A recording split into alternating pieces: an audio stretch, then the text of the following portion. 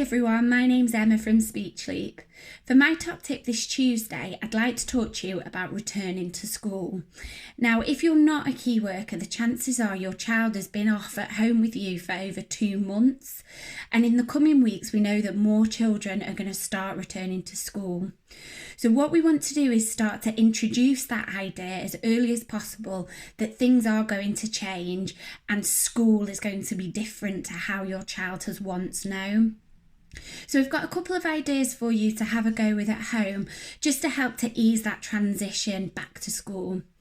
So firstly, you'll have heard us mention visuals so many times on our Top Tip Tuesdays, and they are so important. So trying to explain this idea of going back to school is going to be really challenging for children to understand. So let's try and support their understanding by showing them visuals such as pictures. Maybe you could use a countdown calendar, so pop on the calendar when their back to school date is, and every day a day goes past, you put a cross through it, so that your child is starting to understand that going back to school is becoming a little bit closer.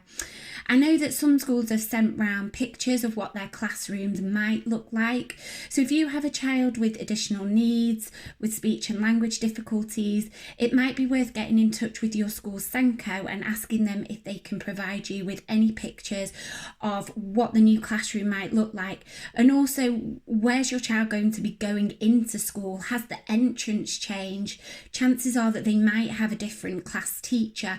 So can you get any information about that beforehand that you can share with your child? Another really important idea is to talk about emotions. So as adults, we have been really up and down over these last 2 months. Things seem to be changing. The way that we're living has changed hugely. And I know I can speak from a personal level, it's been quite hard to deal with.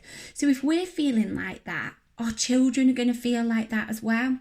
So make sure that you are talking about emotions. So not just those happy, excited emotions, but also the other emotions such as worried or anxious or unsure.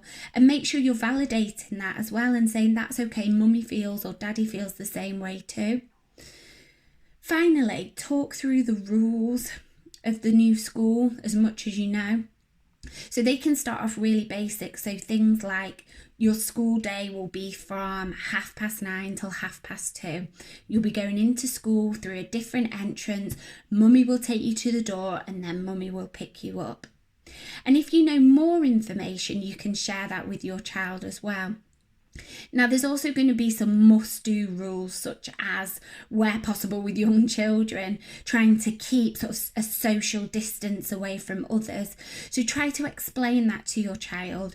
And also the hand washing as well. That's going to be a must-do, something really important that the children are going to have to do throughout the day. So explain that to them. And then finally, make sure that you tell your child there are going to be some changes.